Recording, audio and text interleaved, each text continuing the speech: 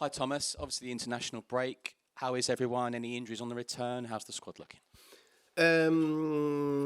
Excuse me, everyone is fine. Everyone returned from international duties so that's always positive. Very happy about that. Everyone seems to be in a good place. Dom will not be available still. Don't expect it to be too long, but he'll not be available for this game. Can I just get your reaction to Daniel no longer being the chairman, and what will his legacy be here? Yeah, of course.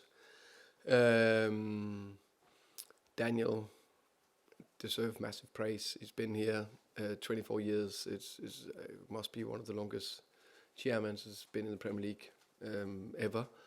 The things he's built, the success he's been massive part of is, you can't praise that enough. And I think the two big things, he's actually laid, I would say, the foundation for the future in terms of this fantastic world-class training center and of course a world-class stadium. So both those two, we are at a top level, so we can build from there to hopefully compete with the best clubs in the future. So that is Daniel. So yeah. Yeah, he's a big presence in football. Obviously, the news came out of the blue to so many. Did you get a chance to say goodbye? Yes, I've spoken to him. And I've only, of course, known Daniel, but not known Daniel, if that makes sense, and known of him, I would say. So the last 3 months is where, of course, been more time with him. So it's been brief. I've said thank you. I know it's not only him appointing me, but he had probably the decisive words. So I can only appreciate that in every aspect, and I always be appreciating of that. I'm very pleased with that. And I wish him all the best. So going forward. Yeah, as you say, he played a big part in your appointment. Obviously, denial of a takeover. There's obviously investment talk over the last few weeks. Does that sort of talk, obviously that's upstairs, does it ever filter down to yourself or the players? Does it unsettle you at all? Because it's obviously such big news for the club. I say we, as Vinay have been saying and been quoted for, this is moving forward. It's not a new ownership, it's the same ownership, it's just the majority of the shareholders who have more influence. They're very committed to the club. They want to build something good for the future. And I would say, for me, I think the main thing I can do to do my job well is to focus on now and tomorrow against West Ham, huge London derby.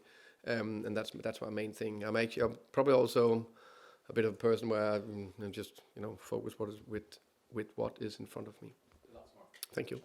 Afternoon, Thomas. Afternoon. You just mentioned the London derby against West Ham tomorrow.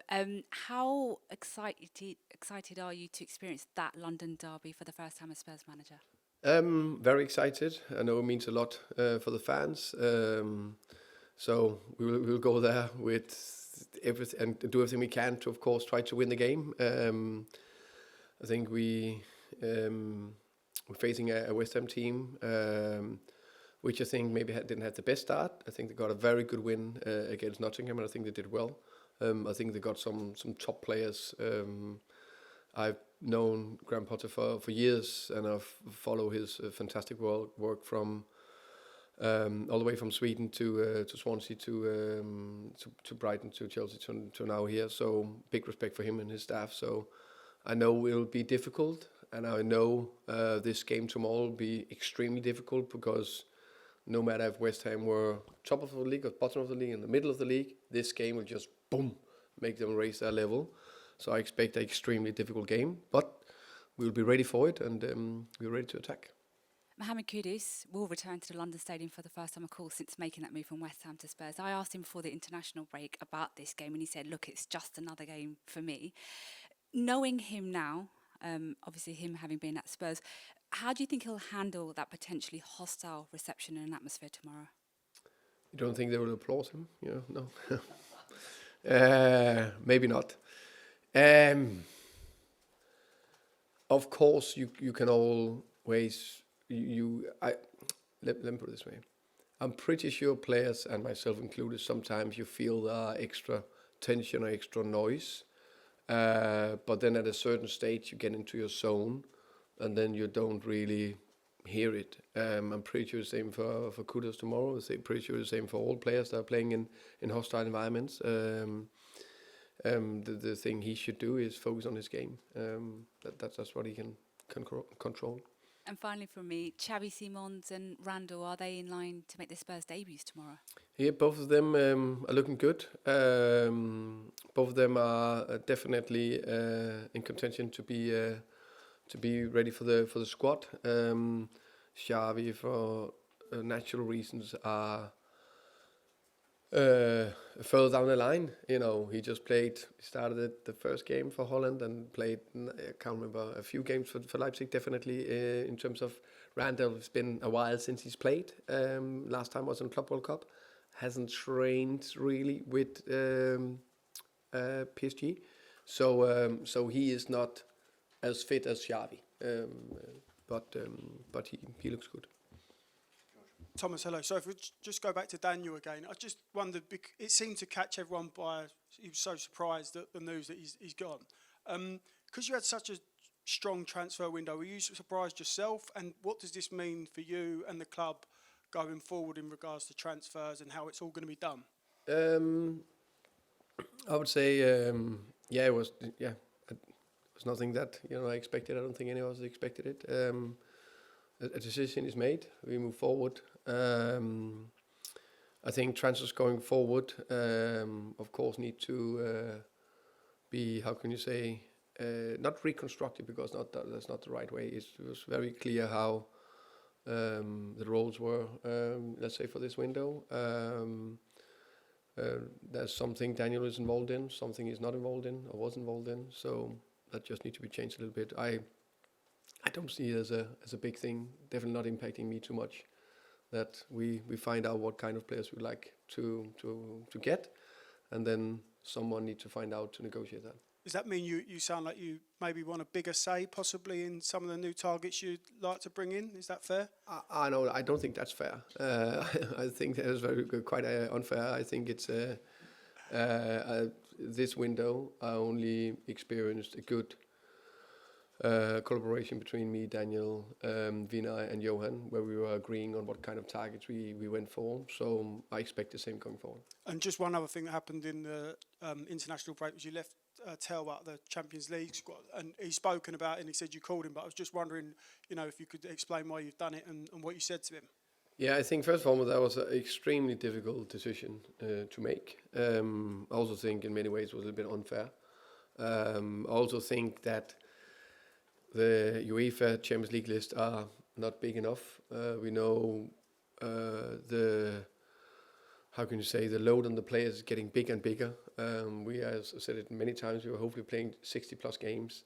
That's without international games. So some of them can be involved in up to 70 games.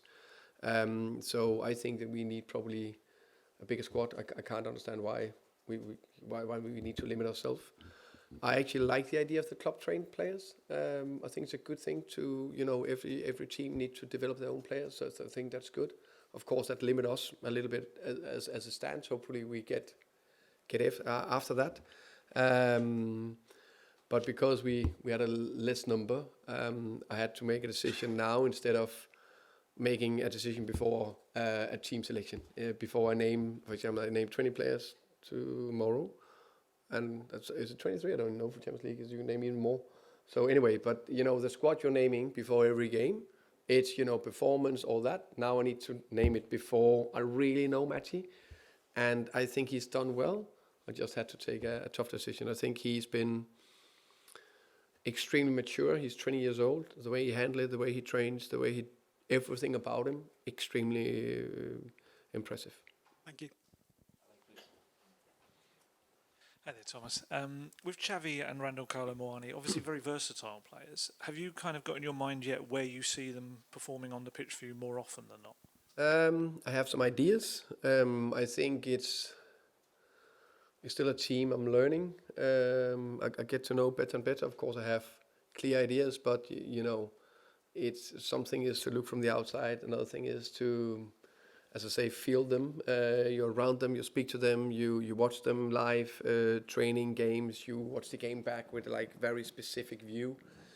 And then I have some ideas how I want to do it, and then you get surprised. Okay, that could look good. Another time I need to change a bit. So I learn about the team and the players. Xavi I see him as mainly as a 10, or a left side player or left winger. Where Kolo I see he can play striker and he can play both wings. I would say. And Dominic Sanke, obviously, this ankle problem has been something that's been going on since the summer, really. Can I just ask exactly kind of how's it being, kind of how are you dealing with it right now? And also, is there any potential of surgery if this doesn't work, what you're doing with him right now? I think right now we are doing everything we can. The medical team is doing everything we can to get on top of it. And that's what we are focusing on. Basically, I get a feeling it's not too far away. It's just falling short for this game. And just want to ask you, I think you mentioned before you were going to name your leadership group after the transfer window. Have you decided on them? It's on a big note on my paper. I need to do that. So the answer is no. Okay, thank you. It's very honest. Huh? George at the back, please. Hi, Thomas. This is the first time I've spoke to you since the transfer window actually shut. Obviously signed Xavi before that game against Bournemouth, but Carlo Muani come in. I mean, as a whole, how do you kind of look at the transfer window now? Kind of, 4 real quality players that have come in and feel like they're going to impact the first team. But would you have liked more? I would say I'm really happy with the squad. I think that the club have done a very good job, and the club is especially Daniel and Johan, and of course also Vinay. But Daniel and Johan are the 2 main guys has been the drivers of it. So I think it's actually. It's very impressive what they've been doing and how committed they've been to try to improve the squad. I think it's two big signings, of course, Kudus and Xavi Simons, by 2 top players. I'm convinced will help us massively. And then we have 2 very good loan deals on 2 other good top players. So yeah, I'm pleased with the squad. And the whole world found out about Daniel Levy leaving on that Thursday around 6 p.m. When did you kind of get told that news? I'm guessing you didn't see the notification on Twitter, and that was how you found out. No, I was of course involved, but not early, which I don't think is the right thing to do. I think it's something between the shareholders and the CEOs, and then they inform us who's taking care of the football side of things at the right time, which they did. And you kind of spoken about Vinay and what changes are going to happen. Vinay sort of spoke about he's really business as usual. He is still sort of doing things on a day to day. Would he be the one that you mainly was dealing with anyway, rather than speaking with Daniel on a day to day? Yeah, I would say the whole idea of getting Vinay in was to have a day to day person to speak to, but I think I speak a lot with Vinay, but he's like the CEO. Then there is Johan, who is the technical director. So, with all due respect, I think I speak more football with him, which is the way it should be. And then, of course, because Daniel has been so integral and so big part of Tottenham, of course, it was natural that I also had conversation with him.